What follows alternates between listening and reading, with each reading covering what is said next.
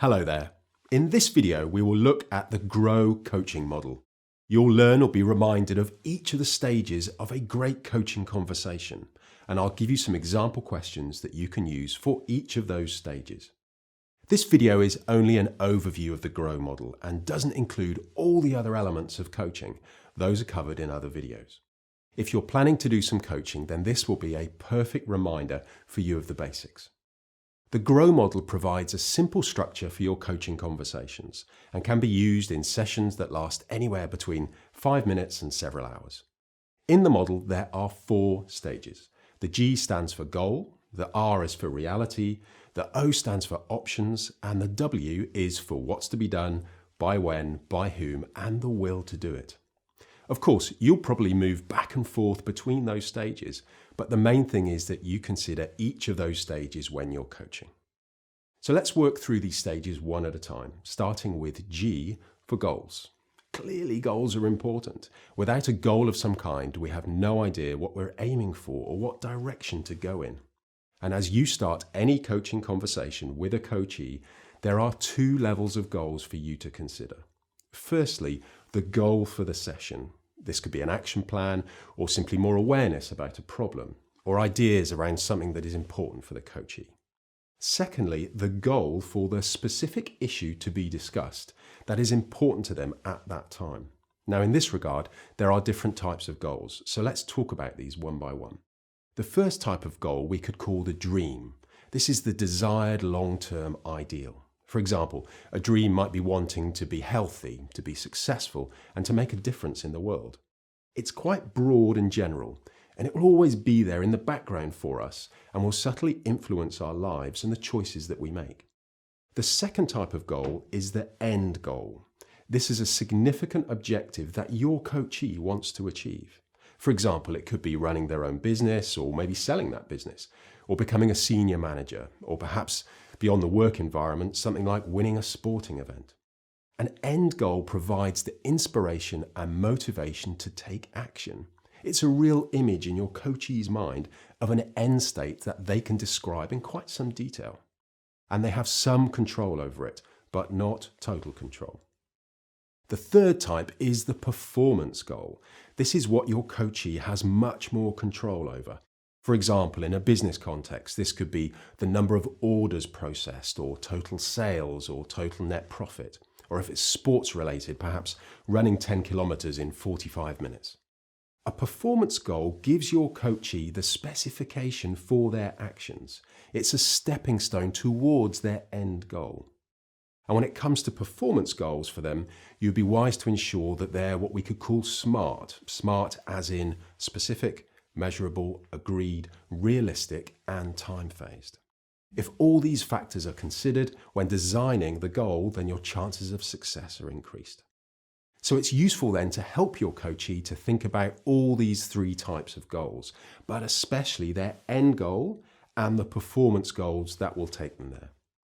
Some good questions you might ask your coachee in this first stage of the conversation include questions like, what would you like to get out of this session? What would you like to be different when we finish this conversation? What is your dream? What is your end goal? What are you ultimately seeking to achieve? What performance goal would support that end goal? What is something that is in your control and will help you move towards that end goal? Once the coachee has defined a goal for the coaching session and a specific performance goal for the issue that's important to them, then you can proceed to the next stage. Now, don't worry if the performance goal is not that well defined at this point. You can always come back to it. Don't skip over this goal-setting stage to get to the current reality too soon. If you do this, you may limit the coachee's thinking to just a quick fix for a current problem without them remembering the bigger picture and what they're trying to achieve. The next stage then is R for reality.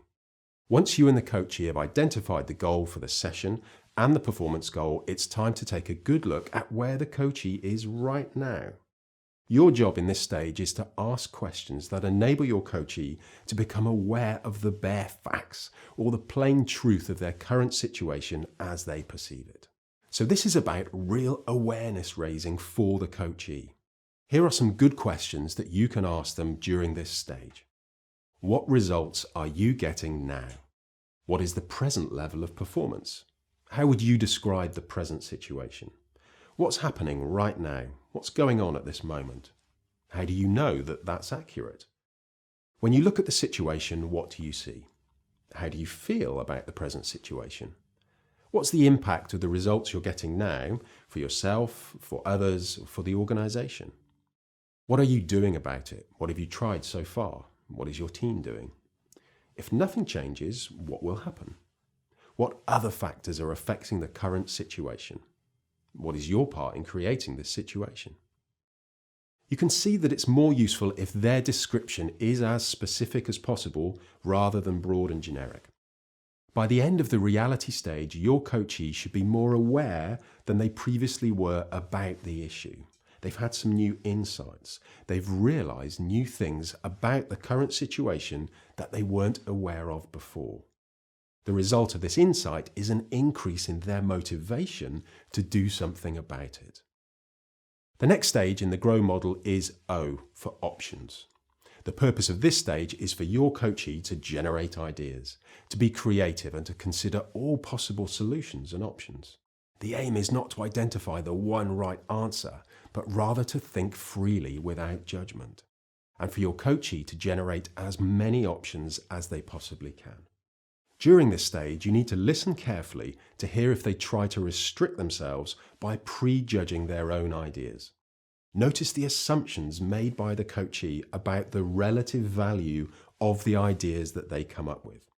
Notice if they think that some ideas seem silly or too ambitious or too risky, and remind them that at this stage, everything is valid and worthy of consideration.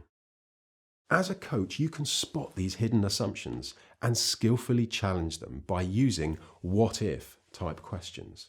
These will remove their assumptions or limiting beliefs. For example, you could ask, what if that issue or obstacle wasn't a factor? What could be done then? And to keep challenging them to think up even more options. Here are some useful questions that you could use at this stage. How can this goal be achieved? What other ways can this goal be achieved? What options exist? What alternative options are there to solve this problem? What could you do to change the situation? What actions could be taken to give you a different result? What other ways could the result be achieved? How might someone else approach this? In a perfect world, how would this be done? Who else could assist you with this? Now, if you have ideas of your own, you need to choose carefully when you offer them, and before you do, always ask your coachee if they would like to hear them. So once a long list of options has been created, they can start to prioritize them. A simple way that they can do this is to consider the costs and benefits of each of those options, or by simply scoring each of the options from 1 to 10 based on how much they like them. As a result of working through some version of this prioritization, they will choose what they want to do. Then you can move into the last stage of the conversation. This is the W of the GROW model. What will you do? When will you do it? Will you actually do it? And wrapping up. This final part of the coaching is about getting very specific about what action your coachee will take.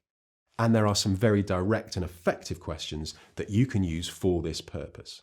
These simple questions come directly from the man who created the GROW model, Sir John Whitmore. Here they are. What are you going to do? When are you going to do it? Will this action meet your goal? What obstacles might you meet along the way? What might get in the way? Who needs to know? What support do you need? How and when are you going to get that support? What other considerations do you have? Rate on a 1 to 10 scale the degree of certainty that you have that you will carry out the actions agreed. What prevents it from being a 10? Now, just like the other lists of questions, you don't need to ask every single one like some sort of coaching machine, but rather use your own discernment to ask the questions that you feel are appropriate. If, as you go through this part of the conversation, you sense that your coachee is not that committed to taking action, then you need to go back to the goals and reality stages again as a way of reminding them what they said they wanted to achieve and why. Without your coachee taking action, it's really just been an interesting conversation and nothing more. Insight is just insight. Without any action being taken, nothing different will happen for them. So you do need to check that they're committed to taking at least some actions to enable them to make progress. It's particularly important that you make some notes at this stage. Before you finish, it's a good idea to wrap up by stating exactly what your coachee said they would do, when they would do it, and other specifics that they've mentioned. Then you can give them those notes that you've made. Personally, I always finish off a coaching session by asking if there's anything else that the coachee wants to say that has not been said. Then you can check back with the original goal for the coaching conversation to see if it's been achieved, and then confirm the exact time and date of the next coaching session, if there's going to be one. And that's it. That's the basic structure of the GROW model: goals, reality, options, and what's to be done, by whom, by when, and the will to do it. A very simple 4-stage coaching model that you'll be able to use in most of the coaching conversations that you'll have, whether they last 5 minutes or several hours. Now, next to this video, you can download a list of all those coaching questions that I've mentioned. Feel free to use them in your own coaching sessions. So, thanks for watching and good luck with your coaching.